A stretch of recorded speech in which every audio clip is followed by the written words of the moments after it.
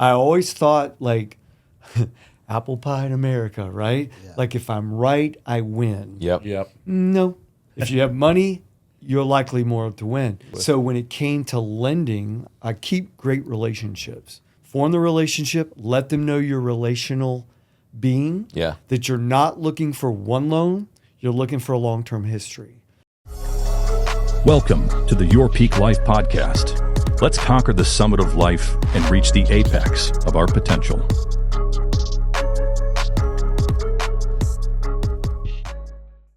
What's going on, everybody? Welcome to another episode here of Your Peak Life podcast. DJ Julian Rivera here, Edgar the Sphere Munoz, June, a.k.a. Edwin Rodriguez, and we have another special guest for you. But before we tell you who it is, make sure you subscribe.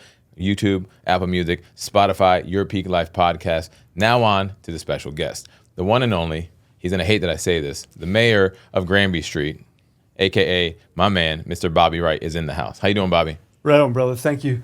And I know why he said mayor, because when I walked in, I told him that sometimes people call me the mayor, and I don't like that. Okay. So how to break the ice, right? Call him it. Yeah, man. Thank you. I did it on purpose. We like to talk and have fun. Right? That's a Julian. That is a me. Tell him something that you Julian? feel, you're a little insecure about. That's your new name. That's a Latino thing. That is a Latino thing. That's But true. he's not Latino. I mean, I'm no sabo, but I am Latino still. Yeah. So Latino is not a language. I said this yesterday, right? Latino is a culture. It's a Right. a way of life, Correct. right? So the whether you Chicano, speak Spanish Latino. or not, Yeah. I don't think that's what designates someone who's Agreed. Latino. I mean, that's 1,000% correct. And now, but Bobby, look, you're here. You're in the podcast studio. You addressed our agents a few minutes ago, and we appreciate you coming in here. Give us a short but direct version of who is Bobby Wright.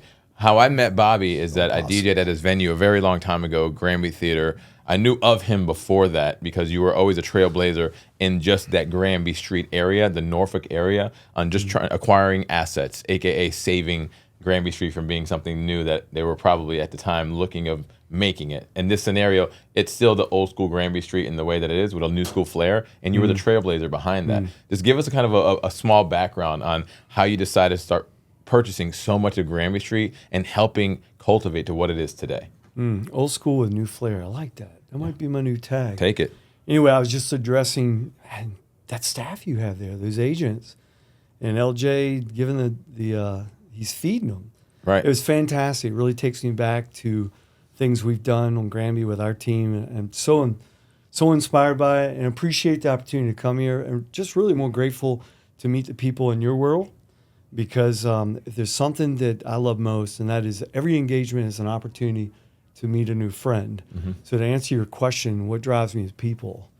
And we talked about it in there. It's all about people. Buildings are buildings, and they look good, but they're nothing without people. What's a nightclub without people? So Granby Theater, that's my baby, my legacy, right? Yep. That's how we met. You're a DJ, right? But if you look at the beauty and the money, God, we spent way too much money there. Way too much believe money. it. If you haven't seen Granby Theater, go in. You'll see what I mean. I mean, anyway, if you go in there, but I've been in there in nights when we only had 100 people, off night. That's a big venue to have 100 And, people. the energy's not there, right? Did you talk about the club? Probably not. It's about people. But when you went in there and the girls looked great because they knew they were going to Granby Theater, they had to dress up. The dudes went to Nordstrom. Remember we used to have a Nordstrom? I do. We used to go there and buy a certain shirt. I mean, we always did.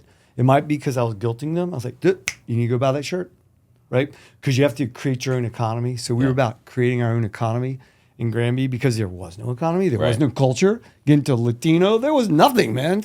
My mom's Italian, so we're very much like Latino. Much.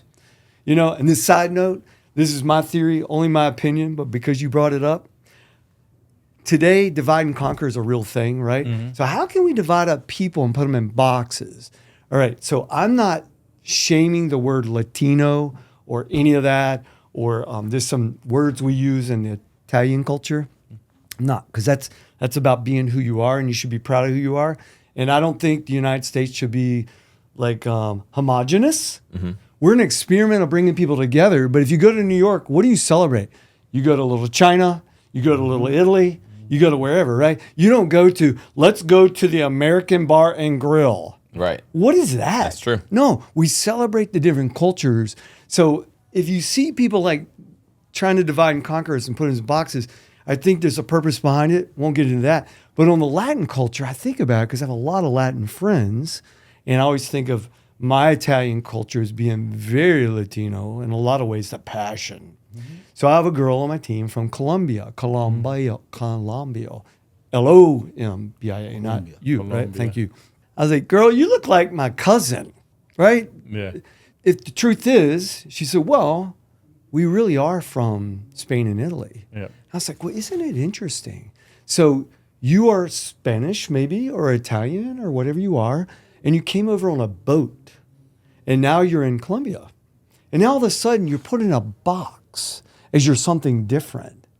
No, you're just, most of us, all of us originated from that area. The Middle East, part of Asia, all of us at one time, our DNA comes from there. We're people. We're human beings. I love people. I love the Latin culture. I love Italian food. I love certain music. I love all kinds of genres of music. I especially love what Julian would spend, right?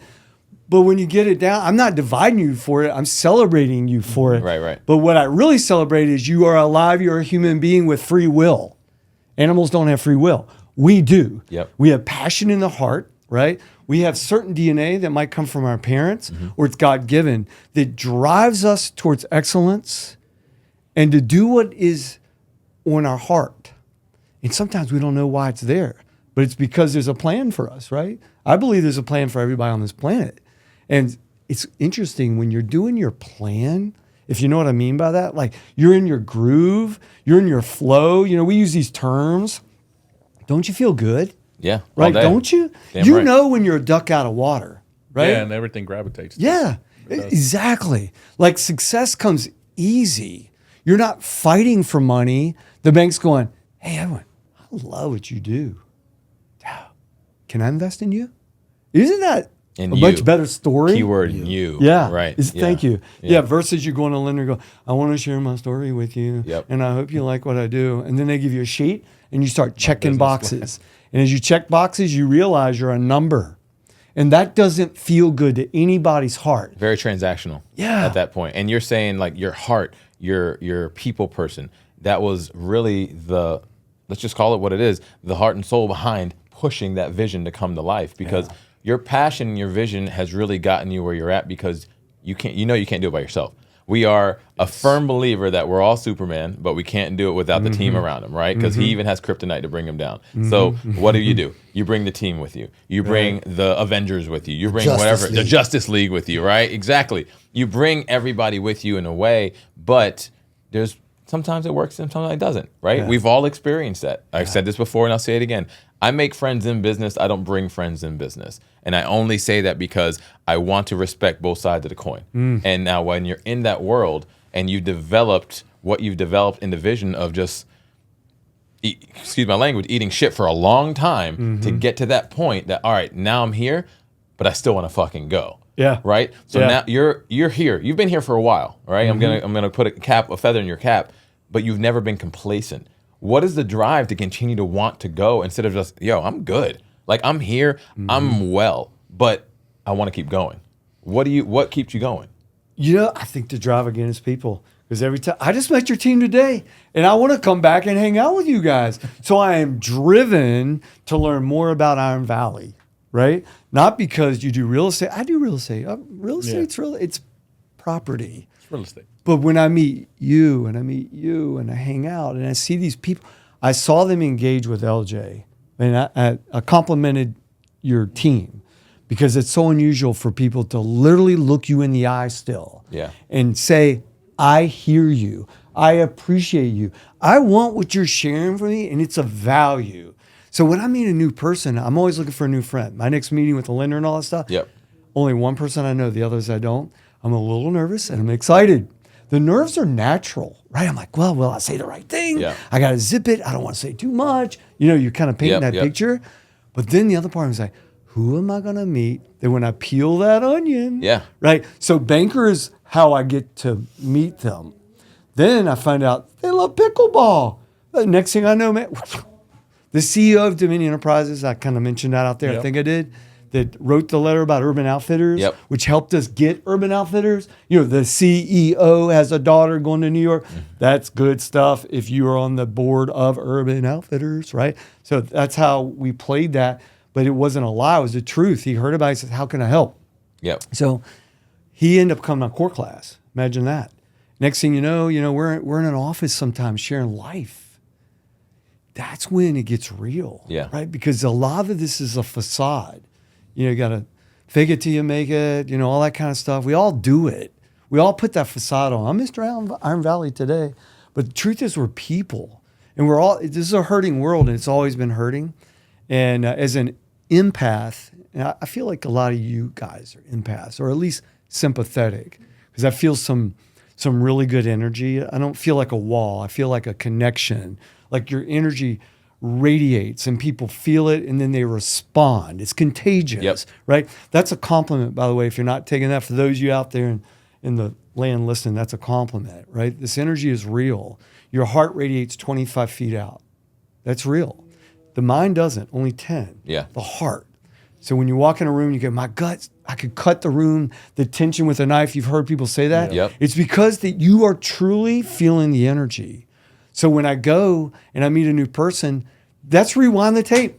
I'm like, gosh, I like you. How can I help you? Oh, you like real estate too? Let's talk. Facts. Can I plug them in? Are they not from here? Would they want to be an Right. extension of me? Right. Like, right? At first, selfishly, I'm thinking, I like you. Yeah. How can I plug you in? You guys have done an amazing job of plugging people in. How many people you got? Well, what's the exact number, Edwin, right now? 367. Oh my God, 367. So the other Crazy thing, good. the other thing is too is like you're talking about energy is contagious. I say that all the time, and Edwin is typically the main trainer every Friday. He trains on our peak performance coaching platform and everything.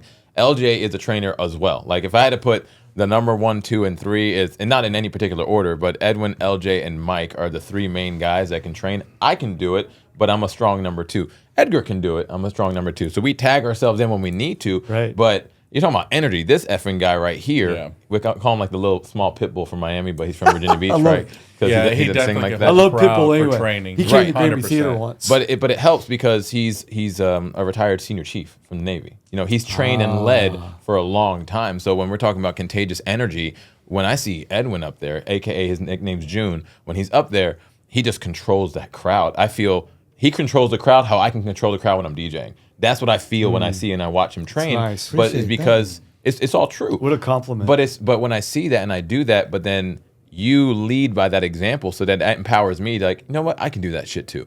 Because you see it in me, you tell me that, but I'm like, yo, you slay it, bro. And it's not like I'm trying to follow you. It's not a competition. We were talking about that earlier. It's Yeah. complementary to see, yo, I see this in you. This is how I do it. You got your vibe. Let's just get the same message across because it's going to resonate in some way, shape, or form. Like when you were up there talking, like it's more of a thing as how can you, there's a thing I've been saying a lot lately is relatability is a superpower. If you can relate with somebody, you are going to check every box that you possibly could within the first 5, 10, 15 minutes because then they're going to know, like, and trust you a lot faster. So good. Yep. That's just that's the truth. At least that's what has worked for me. Like, for example, I was joking when you walked in here. You're ready for an amazing financial meeting with individuals you haven't met. You're reading the room. You understand where you're about to go. Typically, I'm like this every time, no matter where I'm going to climb. But if I go to a certain house or I haven't met somebody, yes, I'm going to address the part that I feel by reading the room. But you don't have to always be in that part. You don't have to have the facade up all the time. You can make it work for you. Yeah. You just have to be a little seasoned and open mind to do that. But like June, how are you making this work for you, that transition? You've transitioned from the military to here, senior chief to leader of Iron Valley Real Estate, which is the fastest growing brokerage in Hampton Roads since COVID hit. But now you're doing this in a way that it's you. You're not faking it in any other way. You're not having to put a white hat on and a white jacket. No shade. I'm just saying that you're doing it the way that you're doing it. How do you consistently do that every day, in and out? Honestly, like listening to Bobby, like it made the most sense. Like it really hit me. It's for the people. Yeah. Like I never really thought about it like that, as crazy as it sounds. But if you know me, everybody around me, I try to help them out. Yeah. I've helped every single agent around me. Facts. So many agents are top producers. So many are like living in incredible lives.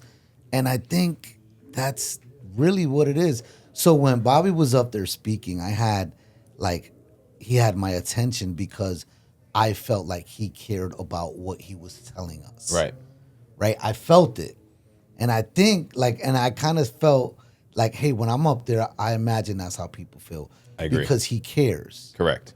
And I think it's just that simple. I don't think I have like this magic superpower. I just think that I care and I try to be authentically myself. Yep. And I might be in sneakers today and tomorrow I might be in a 3-piece suit. That's also true. That's because that's who I am. Yep. And I care. Like at the end of the day, like I'm proud. I care. I care where our company goes. I understand that we are the people who are going to place us in the right or wrong path. Right. Right. People are following us. So if people are following us, then we have to put our best foot forward. If people are following us, they want to see Edwin smiling. They want to see Edwin light up the room. They want that energy. That's why people come here. When people are going to an event to see Julian, when I was in a top producer panel the other day, or even when I watch you do the introduction, you're the person for it. You're the person for it. You're the right person for it, right? And it makes me want to be there. So putting the right people in place, right, to capitalize and to benefit the company at the highest level. And like anything, social media, anytime there's an MC, a master of ceremonies, you're going to do the best job because you're the person for it, right? Anytime I need any type of support, if I need something, anything, if I have a flat tire, the first person I'm going to call is Edgar. Like, he's my support. If I need something, if I'm like thinking, yo, am I tripping? It's probably going to be Edgar because he doesn't have that like sugar coat. Yeah. He's going to tell me, yo, nah, bro, you're tripping. Stop being a little bitch, right? Or he'll be like, I can understand. Maybe think about it like this. Yeah. Because he also is giving me great advice. When I want someone to like really push me over the top to motivate me to like, I'm gonna go to Mike. If I want a visionary, I'm gonna go to Eric. Yep. If I want systems, I'm gonna go to LJ. Yep. Like we're all have our own strengths, and I think that we have done a good job putting people in the place where they will shine. Right. And I think that's kind of like the success. We don't have very many secrets. We want everyone around us to succeed. And I think that's ultimately why we're here. You spoke earlier, you mentioned something that in real estate, there's not many places or environments that you go that you get fed. Initially, people think fed as leads. Mm-hmm. I think fed as information, putting myself in a position to win, right? Sharing knowledge. I didn't mean leads. You were right. You were Correct. right. Correct. And it's interesting that could have been thought of by someone, but I think because that this team is led by such great individuals as you three guys and others, that they knew what I meant when I said fed, because we were there listening to LJ and he was feeding, right? And so it wasn't leads. We weren't getting any leads. But I didn't know you were Navy. In June, I like that. I'm going to call you June because I feel like we're brothers. We have the same haircut. But anyway, Julian gave you the best compliment. And the reason he gave you the best compliment in my world is because I love the Granby Theater. I have so many fond memories of so many people we met and all the Navy SEALs that we coddled after they came off the battlefield. Like we were literally the hospital and the party for the Navy SEALs. And you could see it in their eyes when they came back. We hadn't seen them in a year. You knew they had seen something they can't tell you, and they needed love. If anything the Granby Theater did, we loved on military like no other club because it came from the top. Me. I'm not military, but I love military, and I love the military service that we have here. So, and you guys have that background. But when you said that June read the crowd, I was going to give that compliment to you saying, if he says you're leading like he does as a DJ, you must read the crowd. And then you said it, and I'm like, daggone, he took my punchline. But I wanted to repeat it because a good DJ is that. Correct. I've been in the club where I've spent a lot of money on DJs. They're supposedly good, whatever, a lot of money. If you're in a packed club, you can play anything. But if you're in a club that's not packed and you don't read it, it's going to be clear. That's the difference between a great DJ and a good DJ is can they read the room? Like they have a mix. Like I had a mix in my mind that I was going to say when I got up there. Nope. Gone. This was not the crowd for that, right? And what you guys don't know is that someone very close to our family, which is our business, passed away today. And I just spent an hour and a half on the phone with his mother. He's only 40 years old. Oh, no. And I've been talking with him over the last few years through his illness, trying to encourage him, not thinking he was going to pass. Right. 40-year baby, come on. Right. Yeah. Right. And today she found my number in his phone and saw a text, said, I can see you had great conversations with my son. I want to thank you. So I came in with like really heavy heart, not knowing where I was going to go with this. And the contagious energy in that room lifted me out of that. Not that I'm a negative guy, because I know where he is. He went to heaven. So It's a that's moment. good. It's a good thing. But we still mourn, right? Of course. This is Jesus wept. It's cool to cry.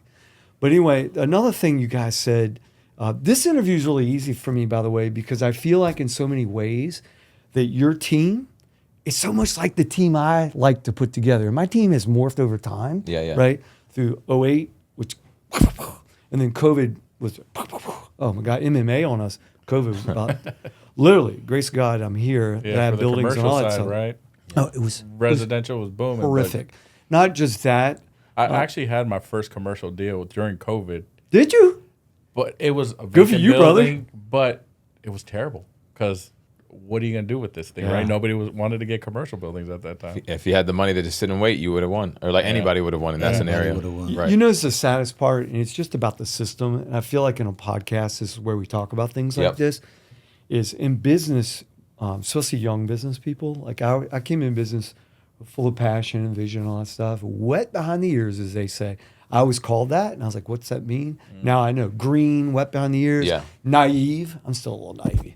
Anyway, I Naive. prefer that. I take people for Yeah. what they tell me until they screw me. So Yeah. if you say you love me until you don't. So that's probably being naive in this world. But anyway, business is not easy because business isn't because you do the right thing. There is a game to play, and the lender game is very difficult, right? The insurance game is ridiculous. My insurance went up 30% Dude. during COVID. 30%. Now think of this. With leases, they sign 5-10 years lease with me, and they might get a little bump every year, but I'm pretty gracious with my tenants. I don't do open end because I put myself in their shoes because I am a tenant. You know, as the owner of Granby Theater, I'm also a tenant. Yeah. I run it. So I've got to do the pro formas, and we do ordering, and I got to go to the bank and get the money for the business aside from the landlord. So I can wear those hats. I understand both sides. But with that said, the landlord has almost like a fixed budget when it comes into money coming in. So when the insurance hits you with a 30% increase, all that does is destroy your bottom line. Yeah. Because I can't go to my tenant. I don't do the big pass-through thing. I don't like it. Maybe you would say, some people, you out there and listening to this, that, well, that's just not good business. But I've heard from tenants, they hate when the landlord does a huge pass-through. Like they're doing their big thing, they're fixing the tacos, they're fixing the pizza, they're doing whatever, and they've got their groove going on, and they're just making it. And they're just making now enough money to invest in some new equipment, and they're feeling good. And the landlord goes, we're paving the parking lot, special assessment. Right. Yeah. What do you mean? I have no say in this. Yeah. We're fine with the parking lot the way it is, right? So I like to create almost like a fixed lease for my tenants, but then on the landlord, I'm vulnerable. Now, insurance has never been that big of a vulnerability as it was this time. Banking was the same way. We always paid our mortgage payments, always. I don't know how we did it, honestly, because most of our tenants closed their doors for a long, long time. Right. But we did. But guess who didn't quit billing me? City of Norfolk. Of course not. Taxes. Oh, hell no. And guess what? Taxes went up during COVID. Property. How did my taxes. values go up? Yeah. Well, I did go back, and they did listen to me for the first time, and they helped lower some of them. Yeah. So I do want to give mad props to my city, Norfolk. Thank you. Even though I'm a beach resident, the leadership in Norfolk now is the best leadership ever. And I'm not saying that the Brown knows anybody. It's good to know. It's absolutely true. Economic development is phenomenal because they're rubbing elbows with the people. The first group I've seen do that. They always were after ADP. Yeah. Or Bank of America. Gotcha. What does that do for me? Like, I'm in the trenches.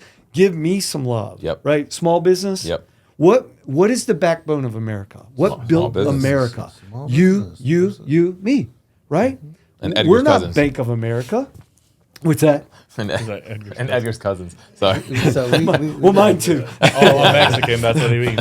Oh, are they? I got to throw a Yeah. little joke in there every once in a while. Yeah, I haven't no, done a bald but head joke I want to yet. touch on some as far as the insurance going up, because a lot Yeah. of times they're like on the residential side when we're talking about or I'm talking to somebody, it's like I would rather rent because then I don't want to fix the house, I don't want to be doing the lawn or landscape or whatever the case may be. But I always turn it on. It's like, you think me as a landlord am not going to pass on the repairs I need to make for this property or the increase in taxes? Your rent's going to go up. You're paying for it regardless. Spot on, man.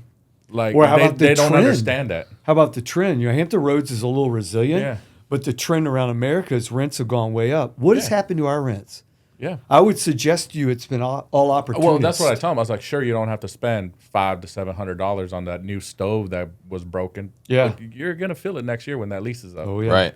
It's gonna get increased. I'm gonna recoup my money. You're right. So I understand what you're saying on a commercial level also, because when we're looking at these buildings, it's like, okay, triple net, the build out. What's the percentage? 3%, 4%. How high are we gonna go with this? Well, you ready for the biggest punch to the gut? And this is one, it kind of goes back to something I was talking about in the room about whoever's got the most money wins the legal battle. Yep. Yeah. And that's a rude awakening that I never dreamt in my life. I always thought like apple pie in America, right? Yeah. Like if I'm right, I win. Yep. Yep. No. If you have money, you're likely more to win. You get to it. So when it came to lending, I keep great relationships. And that's really important. Anybody listening, probably the number one thing I would suggest, form the relationship, let them know you're relational being, Yeah. that you're not looking for one loan, you're looking for a long-term history. Set the tone up front for many more deals, right? No matter what it is, insurance, whatever. And if you look at my business, my insurance guy, we built our businesses together. He was right where I was 20 some years ago, and we built together. And it's a beautiful thing. So now when I call him, it's not like, hey, Morgan Marrow. It's like, Stuart, what's up? Get off the daggone golf course. You're always golfing. Help your bro, right? So we can talk like that. Yeah. Like, dude, had a fire. What do you mean? Oh, had a fire.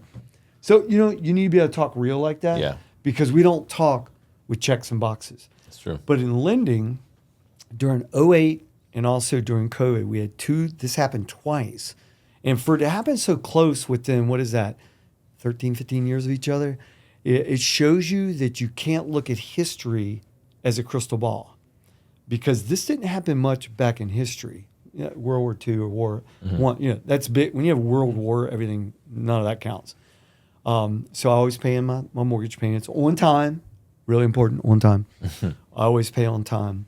And always communicate. Communicate upfront, proactively. Don't wait until you're late. You call. You got a challenge, you call, you express it.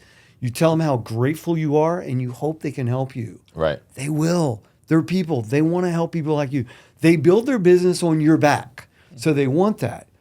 But in lending, one thing happened that bankers hate. The average banker would tell you they hate this about their industry because it wasn't their doing. It was the puppet master at the top.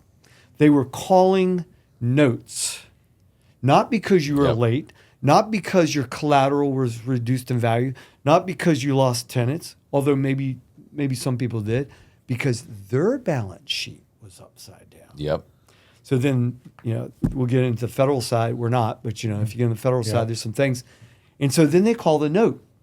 All right, put yourself in my shoes. I have a lot of notes. For no reason, Yeah, though. for no For no reason. reason. For no Yeah. reason. And Yeah. it's not like, hey, we're going to give you 2 years. Today. Almost, Yeah. right. And so then my response would be, wow, breathe. Then can you give me some referrals of where I can find a loan? Because in my heart, I know they can't. Because in COVID, no one was lending. Right. Who wanted to lend? They didn't know where it was going either. So the goal was to get and hold only the plums of commercial real estate, the ones where if you went bankrupt, they could put it on the court steps and sell it all day long Yeah. for what is owed, right? So anything that leveraged more than that, they don't want that. And so that happened to me during COVID, and it happened during the Great Depression, which was the Great Recession, they call it. And I learned a big lesson. Do not put your eggs in one lending basket. Because I had one lender prior to 2008. because this lender was the guy that saw the twinkle in my eye, the vision in my dream, and he loved what he heard and he believed in me. He was the only guy. And that bank has since been closed by the FDIC. He's gone. So that guy gave me all my loans. So being a relationship person, what do you think I did? Can I get a loan? Can I get a loan? I was rewarding him for believing in me. Yeah. And isn't that what we should do in life? Right. Like, you're good to me. Like, I should like pat your back, you pat mine. Yeah. But not in lending. Do not do that. If you're listening, that might be your big takeaway here. Get a loan with one bank and another bank, a credit union maybe, whatever. Spread it out. And if you say that to a banker, and if they are truly looking out for your best interest, they will say, smart move. Okay. They're not be, oh, no, let me do all your loans. It's a smart move. It's a smart move. So I am a big preacher on everything you just said in my trainings about building relationship with your vendors, right? And it goes further as far as like what we do in residential real estate. You need people to respond to you when you need them. Man, that's true. That only comes with relationships. So, you know, I always say, hey, have your main person have a secondary, but build the relationship, right? Don't go to people and ask them for stuff if you're not sending them business, right? Like it's a business etiquette, Yeah. right? If LJ's going to Veterans United to get an open house kit, it's because LJ uses Veterans United on a regular basis. Right. He's not going to pick up a random lender and say, hey, random lender, would you create some flyers for me? Right. Yeah. That's just not June, do realistic. you know how I helped that relationship? Because remember now I spread it out. So I still want to help them, right? Because that relationship's important. So what I do is when I meet Julian and he needs a loan, I call up that guy and I go, I want you to meet Julian. And now I've spread the wealth that way. Introductions. I leverage my relationships, and they love that because now he's new seed. Yeah. Right? Yep. But on the other hand, I'm like, don't put it all in that one basket. Yeah. Nothing against that lender, but that representative may not be there tomorrow. Right. And now you're a number. When the relationship's gone, Yeah. June, right? You know what I mean? Yeah. Like when you call your boy and they go, oh, he moved, because this just happened to me recently. yeah. A guy that I've had forever, and he always worked it out for me, and I had a challenge. And I called him and they go, oh, he's in Texas. He didn't tell you? I was like, no. And I called him and said, oh, why didn't you tell me? So I was getting ready to call you, but whatever. You know, his opportunity. It wasn't he forgot me. He probably was going to call me. Yeah. But now I'm with someone who does not know me. Yep. All they know is I spend X dollars with them, and I'm not the biggest spender for that company, but I've shown longevity. I think there should be some credibility You would think. for how I stuck with them.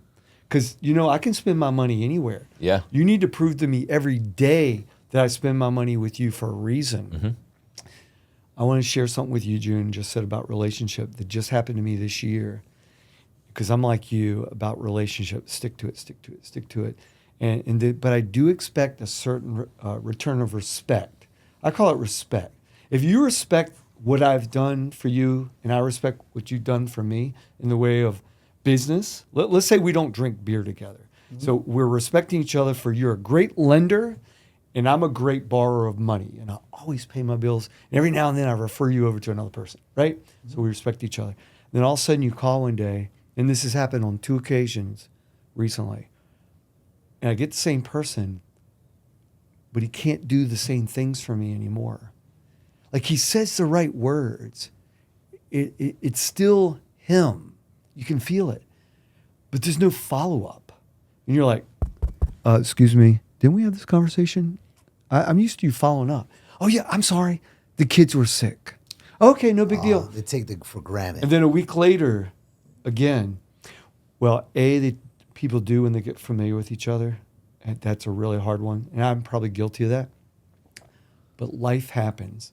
One thing that's happened in the last 5 years is if I were to ask everyone out there to raise their hand, if something sort of tragic or a big challenge happened in the last 5 years, did it happen to you? I bet every hand would raise in there. Family, physical, business, loss, different kinds of loss, right? When that happens, divorce big time during COVID, people react differently. And all of a sudden, the person that you have the relationship with, he's wounded, she's wounded. at first I wanted to flush them. It's like, yep, time to move on, right? Because we're busy. Gosh, we're so busy. We only come to people when we need them at the time, and they're going to make money, so we expect that service that we always got, right? But this is where my love for people, and I'm a little more sensitive to things these days because A, I'm older, B, I've been through a lot of challenges, and I've had a lot of people help me. And I was telling Julian the other day that through COVID, I had 2 times, actually 3, where I think I was checking out of this world. Like it was close to like pronounced death. Yeah. Wow. And you don't know when this is going to happen to you. So if you're listening out there and you're pumping, if you're squatting like I was, and I'm not a big guy, 350, and I was doing it like big time and I was on top of the world, life can change like that. When I got that virus, oh my God. So things like this are happening from the virus, from the economy, from whatever. We've got to give some grace and margin in these relationships. Mm-hmm. So these 2 people, I've given a lot more margin, and I'm seeing ever so slowly the fruit of that coming back. It was not a light switch. It wasn't like, you're so kind, thank you. I should have done that for you, right? It really wasn't that. So I don't want to tell you that because then I'd be lying to you. It's been every now and then I have to like ping them on, bro, you owe me a little more respect than what you're doing as a friend. Mm-hmm. Not as a business, leveraging a business, because after 20 years doing business with you, you're my friend. Right. Iron Valley, okay, it's a company. You're my friend first. And what do friends do? When you come out of the water of the ocean, you got a booger hanging. Dude, you got snot out of your nose. Have you had people that don't tell you that? Yeah. Like, why did you not tell me I had crap on my face? Yep. That's a friend. I want a friend. So I want to encourage somebody that if you're out there and you're going to life challenges and people are starting to let you down, they've never let you down, give them a little more margin now because of what we've been through as a nation, as a human race. Oh, thank you. I needed that. That's good. Because I'm quick to cut somebody off. I think we probably all have a little bit of that, right? For sure, that guy. Yeah, you are definitely. You are 1,000% that guy. Have you heard this one? Slow to hire, quick to fire? Yes. Always. Who said that? I don't know. Our president. It's in The Art of a Deal. And I'm the worst. I'm quick to hire, slow to hire, and I'm slow to fire because I love people too much. So I give them too many chances, right? Yeah. So I'm the opposite. I understand that too. I mean, on the fire. We just did it. I mean, it's hard, isn't it? It's hard. The fire part, no. See, for him it's easy. For him, it's not. I need you. But I also did do another startup where I was, and I've told this story before. Long story short is I helped this company open a manufacturing plant, fired a ton of people. I learned a lot of lessons in just that time. So getting into this, sure, everybody's an independent contractor, but when it comes to admins and things like that, or also we just seen a lot of agents. I want to say that I could already see who's really going to commit. Right. Nice. Yes. And I don't like to say we have the same 24 hours because we all leverage our 24 hours differently. I have more 24 hours than the most. When I got my transaction coordinator or admins or things like that doing work for me, it's like the 24 hours that I do have, am I going to spend it on you that I really, really know deep down inside you're not going to do what I'm asking for? So you really fine-tune your intuition. And that does happen over time, doesn't it? It's like, no. And I, like certain people I've narrowed down. I was like, okay, I'm going to spend that hour with you every day. Let's get you going. And I see the fruits. And it's like, but if I spend it over here, I'm doing it just to be nice now. Yeah. And that's me. I'm the opposite of him. Mm-hmm. And that's where I've talked about I need to build a team or something else now, which I do. I have a plan for it for those people now that are going to help those other, I'll say, agents. But I love that you did something with manufacturing, because we produce not much in this country, but it's coming back. Yeah. I think that's the big wave in the future. But here's the thing where it's all technology. Even then, this was 2012.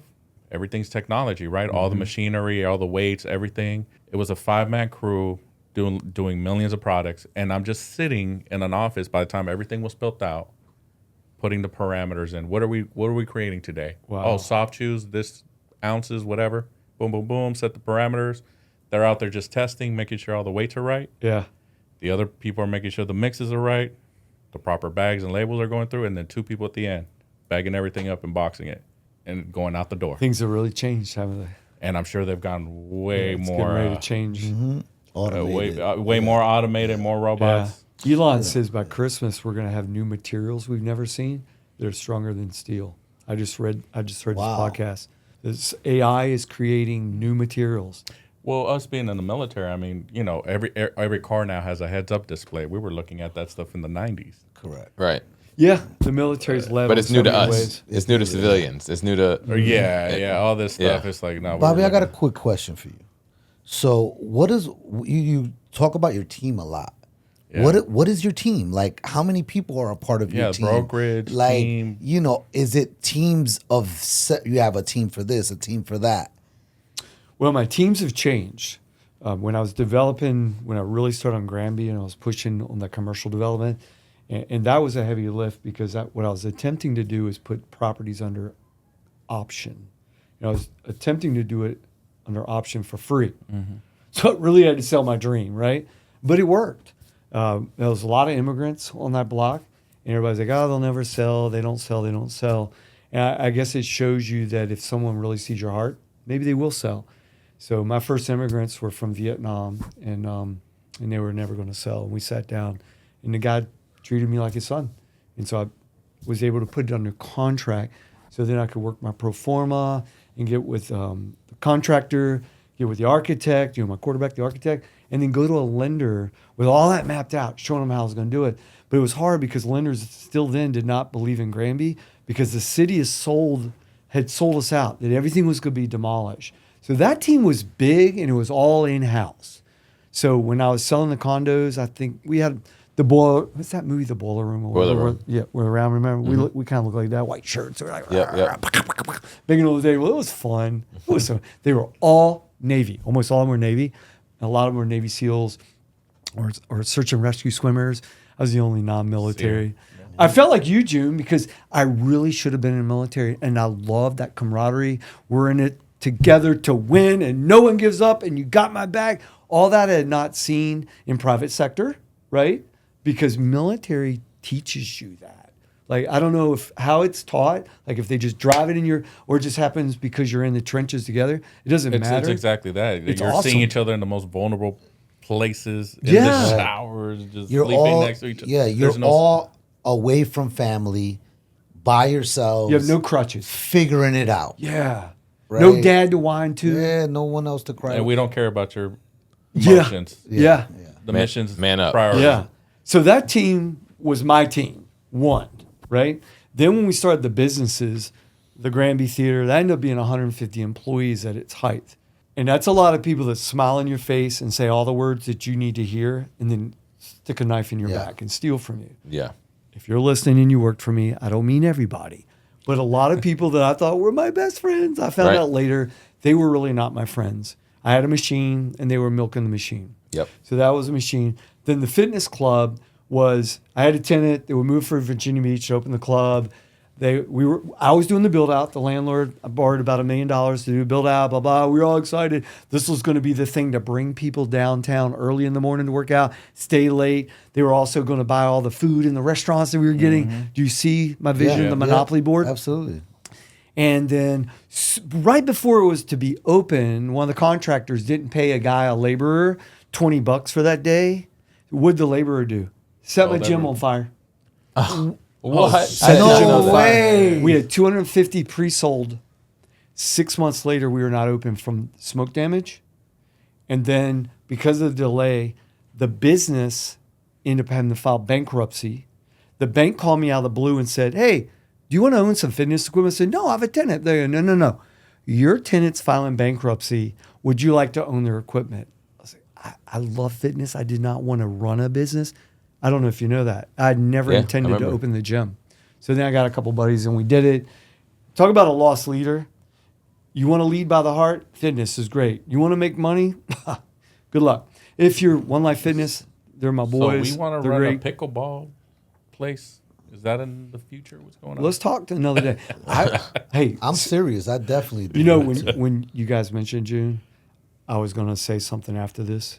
So I want to talk to you. I have an idea. I want to hear your ideas. I do have an idea. And maybe it'd be fun way we could collaborate and work together as bros, right? Or sisters, probably some sisters on the team. We love our mama bears. We got a few minutes left here because Yeah, I want to we do. respect your time, but I do want to ask you a hard question really quick. And Oh wait, I didn't finish it though for June. My team now is all collaborative, more consultant based. Yeah. So I have a very small core that's been with me forever. Okay. Right. Very few. And actually I prefer this because managing people is tough. You guys know. Yeah. It is the hardest part of business is managing people. So now I bring in through Percolator, I met a lot of consultants. They were coming in consulting other companies within Percolator. I met them, we became friends, and now we're super close. So I call them. One of them's Kara. Kara, if you're listening, you know we love you. So Kara, I'll say, Kara, I need to do this. I need to reboot that, whatever. You're the perfect person. I bring her in. But they always treat me as family, be it we're on contract or not. They're always around and they're always checking on me and stuff like that. So I get like a lot of the good without having the employee. And then I get the talent, the part I really need where I pay for it. I can do that just because my businesses have matured. They're not at that point where I'm trying to bring a lot of new people on. Right. Did that answer that, June? Yeah, absolutely. So Because it's morphed. It's changed, man. I would imagine, right? Through your different levels. Especially after COVID. If you're doing Yeah. business And the different same way as markets and before, everything. Yeah. everything after COVID we had to It reboot changed. everything. It's like BC, AC, like before COVID, after COVID. Yeah. Like that's a real, Yeah. it's a new take on that whole It thing. really is. So at this point, I'm gonna ask this, and this I know the audience wants to know. I want to know. Answer how you feel. How many buildings do you currently own? We currently own, so they're in different partnerships. Understood. So, Let me rephrase that. How many buildings are you currently in partnership with and invested ownership? okay, most of them I'm the manager member, which means I drive the bus. Yep. Which might be another tip. If you're in commercial real estate, think really hard about your partners because it's easy to get in partner with somebody you love, close to you, you drank beer with them, whatever. And then when it gets tough, that's when you really find out about that person. And you look at them one day, you know, kind of like the guy who's leaving his wife. He goes, I looked over in bed and I didn't know who I was sleeping next to. Well, when you get in partnership, you're sleeping with them. Right. Yep. So I want to drive the bus. So I'm involved with about 13 or 14 buildings where I drive the bus. I only have one right now where I'm not the driver, and it's my most difficult of them all. Because we've got it going on with He's all a the little other wet in ones. the ears or behind the ears? Is he a little wet behind the ears? Little green? No. Little green? You know what it is? No. This team is more ROI oriented, return on okay. investment. I'm about people first, money second. Right. Yep. If you're about people, money follows. Yep. Number two, they're not local. So they Got apply their knowledge from DC or New York to our market. You can't do that. You got to do the special sauce for this area. Yeah. There's a total different flavor here. When I did co-working, WeWorks would not work here. You know how I know? I tried. It was crickets for a while. Then I added my sauce, my team, what we know from being boots on the ground. Yep. And when we put that sauce out there, guy went crazy. We had 4 campuses at one time. We were huge before COVID. Huge. We were going to go to Richmond, Northern Virginia, Tennessee. I had Old Dominion University encouraging me. We had a memorandum of understanding. We still do with the university. They loved our brand. They loved what we were about. They loved the collaboration. COVID destroyed it. I'm not doing that now. I have 2 campuses. I will focus on them and help them, but growing co-working is not happening. Okay. So the name of the podcast is Your Peak Life Podcast. Last question, so we can respect the rest of your time that you have, and want to thank you for being on the podcast today. You've reached a lot of peaks in your life. You've also gone to valleys, because that's kind of like life is like a roller coaster. We've heard that term before. So your next peak right now, I have a feeling has to do with people. But if you had to say one thing right now that's going to be a goal you're going to achieve in the next 12 months that you can come back and listen to this podcast and know that you held yourself accountable for, what is that goal in 30 seconds? 30 seconds. First of all, your test is your testimony. So when you go through a valley, just remember that's preparing you for a bigger opportunity. And you have to believe that, because if you don't, it gets you down. And it's true. So I know my test has really opened my eyes up to more things about people. I understand them better. Like we're talking about the margin on people we've been with a long time, June. That's because I went through this test. It's given me a lot more margin to be sympathetic, empathetic, and compassionate to people. No offense, fire as you will. I need a guy like you. With that said, I have a passion for helping people find homes, meaning build them. And I fell in love with small or tiny homes on Instagram. So when I was sick, I got in a rabbit hole. And I love those little homes. But if you notice, they're all about the environment they're in. You take a little home and you stack them side by side, they'll become the ghetto tomorrow. Yes. So you have to do an HOA, meaning you control the environment. You got to stagger the buildings so they don't look like row houses. You got to find like a river, a creek, and water. So finding the right land and finding the right collaboration and finding the right partner. So this is a trailblaze that I'm doing now, and I'm really excited about it because it really puts the juice in my engine. I don't like things that check box. So now when I go to lender, they're like, what do you want to do? And we have to sit around and do what we're doing right now with you, right? Is we have to talk it out. And they're either going to like me and like the vision and our team, or they're not. Yeah. And then we move on. We're going to find someone. And we actually have found a great lender right now, too, that really love what we're doing in the city of Norfolk. I said, I think they're going to be the collaborative effort with this. Maybe the beach will do it, too. So that would be number one. Number two, I will continue to focus on downtown Norfolk. I control the partnerships. It's not about me, guys. So if I say I, please erase that on this podcast. Right. It's always we. I understand. But there's got to be a leader, right? Of course. If there's no leader, if the boat isn't rowing with a leader, it'll fail. So you got to have a leader, guys. Sorry. But it's not on my card. There's no president. There's no managing member on my business card, except for the residential one where I put principal broker because people like to see that. Yep. But on commercial, it says Bobby Wright. That's it. It says that. But I want to continue focusing on downtown because when I first came in downtown, 2000, and I created my business card, at the bottom it says a downtown commercial real estate company. Do you hear one word missing? Norfolk. That was purposeful. I knew the challenge I was up against, and that is we're a Hatfields and McCoy's region. We're not connected. We're still broken between little cities and towns, whatever, and we're still that way, but not as bad. And so one part of the solution is I want to show people I don't think city lines.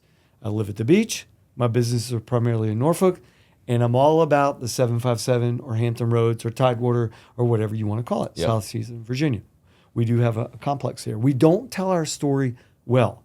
If there's one thing Hampton Roads does horribly is we do not tell our story well. Because if you really understand the region, we are chock full of opportunities, assets, different kinds of people, the ports, there's so many things to leverage. Open your eyes. Do not think we're beer and pizza. I hear it all the time. Beer and pizza. Well, we do like beer and pizza. There's nothing wrong with that. But we're not that. So I want to continue growing downtown because if you think of a region as a body, a human being. So if I look at your body, right? What is the center? The heart. If you don't have a good, strong heart, cardiovascular center, you're not doing a lot of things. Your brain's not thinking well because it's not pumping good, fresh blood, nutrients, and oxygen, and returning the toxins back to the liver and the kidneys, right? So I see Norfolk as the only true downtown. Now I worked for Amada Hoffler. Town center is a town center. There's a million town centers. They're kind of faux in nature, but they serve their purpose. This one is an awesome town center, and I love it. And it must succeed, and it has. Anything we start in this region, it must succeed. We cannot want them to fail. I don't understand this thing, I'm downtown Norfolk, I want town center to fail. Nor do I understand, let's promote free parking in town center as a knife in the back of downtown Norfolk. I've seen this battle play out. It's not pretty, it's not fair. Because we all live in this boat together, right? So we need the strong heart. If you look at the map, Norfolk is dead center, and NATO's headquarters are there. The North American headquarters is there, right? The largest Navy base in the world is there. A lot of stuff. The 0 mile marker from Miami to New York is there. There's so many things there. So we don't need to discount Norfolk. It's an amazing heart with a beltway around it. It needs to be strong. So I'm committed to doing my part to continue to not only use my portfolio as a platform for opportunities for small business. So like today, I'm bringing more people down. They've been to Norfolk, but they're kind of curious. And the thing is, I want to grow the pie. Agreed. I want to grow the pie. So if you're listening and you're interested in knowing what is the pie or meeting me, and maybe downtown Norfolk isn't your bag, but you want to meet me, that's cool, because I will collaborate with anyone that's got purpose and drive and really has the energy and the desire to learn and grow. I'm not going to waste my time. I love Edward, right?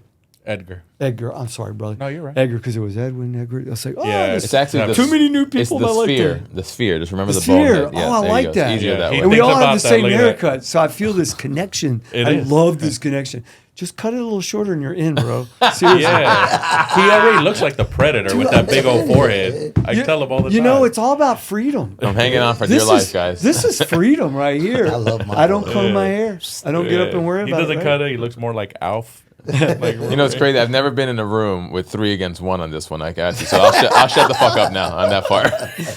Even his whole family jumps on him now. No, no, no. I got you him know all what? myself. It's not us against you. We're jealous.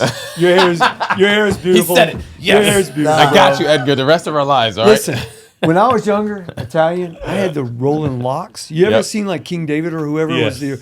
the Roman? Yeah, yeah. That was me, and the girls used to comb my hair as a lifeguard, and they would comb my hair and they'd talk about my locks and my long eyebrows and all. And I didn't realize like what a prize I had, and I was like, oh, whatever. And then when you lose it, and you see those curls go down the drain, us dudes, we get sick on our stomach. I mean, I got sick on my stomach when I started losing my hair. That's real. Don't shame guys for losing their hair. Women, be good to your men on that stuff. Correct. We are very sensitive on that one. I'll give it there. I think we need to do a part 2 on this podcast, by the way. But Bobby, I want to thank you for coming on the Yes. show today. Thank you. Seriously, Thank thank you. you. Because you have so much more that we can talk about. There's the hemp projects, the other things that you're doing. There's so much things. Oh, I forgot that one. We can't talk about it right now. We got You're enough out time. of time, man. We gotta- I we gotta go. We have so many things to Yes. talk I about, got a so we meeting want to do a coming. part 2 on this one. But Bobby, thank you for being on the podcast Yes, today. thank you Seriously, so much. Thank you for remembering that. I That was one of them I remember. didn't mention. It's okay. We got time. I want If to you're save out this. there in Appalachia and you know who you are, I'm sorry I didn't mention that. We got time. We'll get them on another one because we talk and I Yeah. remember things I for love your other team. topics. You guys, I feel like brothers. I don't know what it is. Sometimes, you come into Rome and you just feel like Yeah. you were meant to be with We're people. brothers. Facts. All And I day. feel that here. So Iron Valley, hats off to Iron Valley, to you guys, to putting thank together a team that clearly is very different. Everyone's got their different purpose and different people. Correct. But it meshes like family. And I Correct. love It that. works. I feel at home. Glad to come back for part 2. Thank you, Bobby. Perfect. Appreciate it, Thank buddy. you. Thanks, guys. So we had Bobby Wright on here. Obviously, we had Edwin June Rodriguez. We had Edgar the Sphere Munoz. DJ Julian Rivera signing out. But remember this. Bobby, he spoke a lot about people today, and that's the number one driver on anybody that is really leading the way to success. Success has a lot of verticals in it. It's not just financial. There's a lot of other ways that people can win, and the way that Bobby wins is by leading with purpose, leading by people first, and then if they win, he wins by default. We say that a lot in many different ways.